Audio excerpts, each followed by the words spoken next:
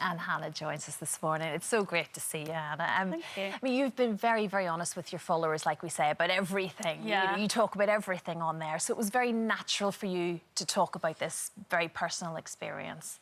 Yeah, because I do sex and relationships education. I'm not really that scared of talking about taboo subjects, and I'm quite confident in having those conversations. And so when this happened to me, it felt like a silver lining, I guess. And because I already had an audience online, it felt like a great opportunity to raise awareness and, I guess, give more visibility to people with stomas. Of course, of course. Like you described there, the condition is called ulcerative colitis. Yeah, that's what I had. That's what you had. And you were diagnosed at a very young age, aren't you? Yeah, when I was 7-ish.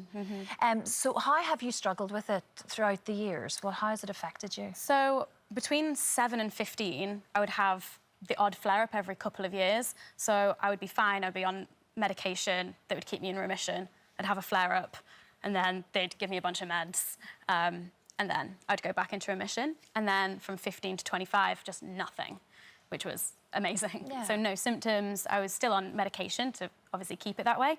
And then basically November, December last year, just out of nowhere, the most severe flare-up I've ever had. And was admitted into hospital on the 29th of December. And then 2.5 weeks later, had to have surgery. Yeah, and the doctor said there really wasn't another alternative at that stage, was there? No, it just gets to the point where the disease was just affecting other parts of my body as well. Like my hemoglobin was really low and I was getting fevers, and it just got to the point where it was too dangerous to wait for see if medication was going to work. Of course. So this pain, it was crippling pain, debilitating pain, wasn't it? The whole way through. It wasn't a great Christmas, put it that way. No.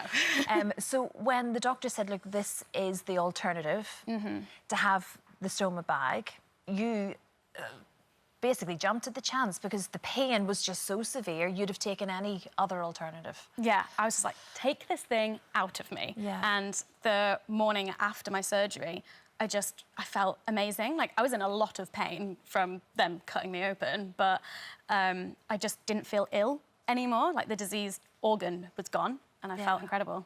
That is amazing, isn't it? But having said all of that, it's not easy then to adapt to this new way of life, which is now what you're doing, and you're talking about it, and we saw the photograph there, which I think is fantastic, actually. Yeah. And it was your way of trying to describe that there's so many different ways of being beautiful and being healthy, and this is one of them, because you feel better now than you have done for a long time. Yeah.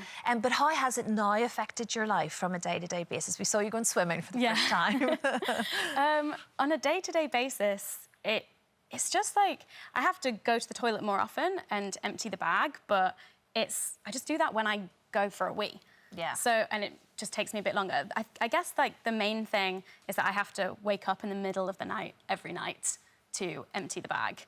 And then I have to change the bag every 2 or 3 days. But I've got these things down, like, to, like, really short amount of times. And I'm very lucky that I can just fall asleep straight away after I get back into bed. Yeah, so the routine is okay. You're managing it. Yeah, and I know that a lot of people do struggle, and so I like to kind of show, or at least, like, do my best to kind of get on with life, I guess. So, as you say, the community together online has been a real help, as you helping many other people as well. What about your lovely boyfriend, Dan, then? Yeah, he's been amazing. Yeah, he's been great, hasn't he? He's been so good. It was our 1-year anniversary the day before I got admitted into hospital, so I was not well. But he's been incredible. He's been there to look after you and do all the nice things. We like that, we like that. Yeah. I have to ask you about Strictly, because you love Strictly.